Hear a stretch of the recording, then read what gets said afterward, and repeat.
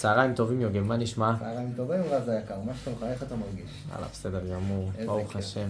כיף לשמוע. רציתי לשאול אותך על אנשים שמוותרים על המשכנתה שלהם.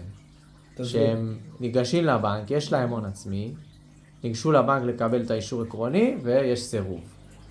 עכשיו אני רואה כל מיני חברים שהם זוכים במחיר למשתכן, ואז מקבלים את הסירוב והם חושבים שאין מה לעשות. שזהו. מוותרים על המשכנתה. קלו הקיצים, הלכו הימים. כן. מה אתה חושב על זה? אז זהו, קודם כל, דרך אגב, שתדע, נגעת בנקודה נורא נורא כואבת. כי מהסיבה שזה לא קורה רק במחיר למשתכן, זה קורה גם ברכישות רגילות, בהרבה סיטואציות שלקוח חושב שאם עכשיו הוא הגיע לבנק והבנק אמר לו לא, אז זהו. כן. אי אפשר לעשות יותר כלום, לא יהיה לו יותר בית, הוא אבוד, המחירים עולים, אין לו יותר סיכוי. אז זהו, אז אני רוצה ככה להסביר לך, אני רוצה להסביר לצופים של, חבר'ה, בואו תבינו של, לא, זה לא נכון. לכל דבר יש את הפתרון שלו. כל מקרה לגופו כמובן, כל הכוח והנתונים שלו והאפשרויות שלו. ואני גם ככה אתן לכם דוגמאות שלאחרונה באמת הצלחנו לפתור ככה במשרדנו. בקצרה. ככה בקצרה, כן. הגיעו אליי לקוחות זוג למשתכן מקסימים שיש להם כמה שבועות לחתום על החוזה מול הקבלן, לבחור דירה, לחתום על החוזה וניגשו לבנק. ואם לא, הם מאבדים את ה... הם מאבדים את הזכות, בהחלט. אוקיי. הם לא יקבלו את זה. יכול להיות שהם יוכלו להירשם עוד פעם. אבל זה ייקח כמה שנים. ייקח כמה שנים. בוא נגיד הסיכויים נורא נורא נורא קלושים. כן. כמו ברמה של לזכות בלוטו עוד פעם. כן. אז ככה הם הגיעו לבנק, אני פשוט שוטף, הם הגיעו לבנק, היה להם הוצאה לפועל פתוחה. עכשיו, הזוג, בעברם, הילדה חתמה לאבא ערבות, והוא הסתבך, והיה איזו סיטואציה ככה קצת בעייתית, שזה התגלגל אליה שהיא צריכה לשלם את החוב שלו, של הוצאה לפועל בעצם. סך הכל החוב היה בסביבות 15,000 שקל, והייתה פריסה ארוכה. עכשיו, מבחינת הזוג, יש לנו פריסה בהוצאה לפועל, זה לא פוגע בנו, אנחנו יכולים להתנהל רגיל, מתנהלים עם חשבון בנק, מתנהלים עם אשראי, הכל בסדר. וגם יותר מזה, אם אני הייתי שם, הייתי אומר, וואלה, זה גם לא חוב שלי, נכון? לא אני חייב, זה אני עזרתי למישהו אחר. בדיוק, בגדול, ככה זה גם היה נראה להם. נכון. שבעצם זה לא חוב שלי. עכשיו, הבנק אמר להם למה היה סירוב? הבנק אמר להם למה היה סירוב. ומה הם חשבו אז לעשות? הבנק, קודם כל, כשהם הגיעו לבנק, הם לא הבינו את זה, כי הבנק שלל אותם, דחה אותם על הסף, אפילו שלל אותם, דחה אותם על הסף ברגע שהוא הוצא להם דוח אשראי. כן. דוח אשראי נתונים, ואוטומטית ראו חיווי שלילי, חיווי אדום. כן. ברגע שהבנק רואה חיווי אדום, אוטומטית אומר הלקוח, במילים יפות כמובן, איתך אני לא רוצה להתעסק. כן. עכשיו, הוא לא יכול להגיד לו את זה כמובן במילים כאלה. עכשיו, הזוג הגיע אליי, ככה, אתה יודע, איך אני אגיד את זה רז, עם פנים, לא רוצה להגיד חלילה נבולות, אבל ברמה כזאת של, מה יהיה? אנחנו לא נקנה בית. זו הזדמנות חיים. חבר'ה, קודם כל, אני לא יכול להבטיח שום דבר עד שאני לא בודק, עד שאני לא חוקר את העניין, עד שאני לא בודק את כל הנתונים, רואים מי אתם, מה אתם, כמה, למה, איפה, איך, מתי.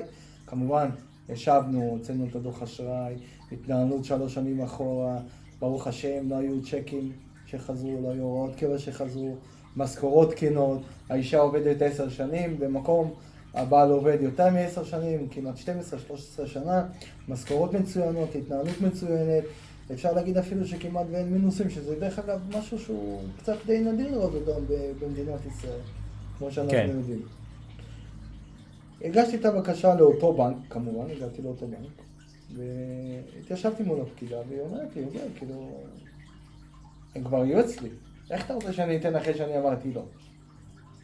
פה כמובן נכנס, ואנחנו מתחילים להבין את לעומקו של עניין, מה היה פה בכלל. ואז התחלתי להסביר לבנקאית, תשמעו, הם אפילו לא ידעו מה המשמעות של זה. זאת אומרת, הם מבחינתם אמרו, טוב, יש לנו חוב, יש לנו פריסה, משלמים כמה מאות שקלים כל חודש, נוח לנו, נוח לחברה שאנחנו חייבים להם, והכל בסדר. הם לא הבינו את המשמעות. כן. קודם כל שתדעו, הגענו לסיטואציה גדולה שהם אוטומטית יום למחרת כבר הלכו לחסל את החוב הזה בלי קשר, יקבלו משכנתה, לא יקבלו משכנתה. הם הבינו מה זה אומר. הם הבינו מה זה אומר, בדיוק. הם לא ידעו מה זה אומר. לא חשבו על זה בכלל. כן, בדיוק. הם לא חשבו על זה, הם לא ראו את המשמעות. אז אתה אומר בעצם, חבר'ה, אם אתם רוצים לגשת לקבל משכנתה, קודם כל תבדקו שאין לכם חובות אפילו שיכולים להיראות לא טוב, בקיצור. בדיוק, שאין לכם חובות בחוץ שאתם חייבים לגופים מסוימים שהגיעו איתכם בעצם איזושהי הסדר חוב מסוים. כן. בגלל שיש הסדר חוב, אז הרבה יותר קשה לבנק גם לסמוך עליכם. נכון. מבחינתו זה אי אמון. בדיוק. אם הוא אומר, אם אתה הגעת עכשיו להסדר חוב, למה שלא תגיד איתי גם בעתיד להסדר חוב? טוב, יש סוף טוב? זהו שכן, ברוך השם, יש סוף טוב.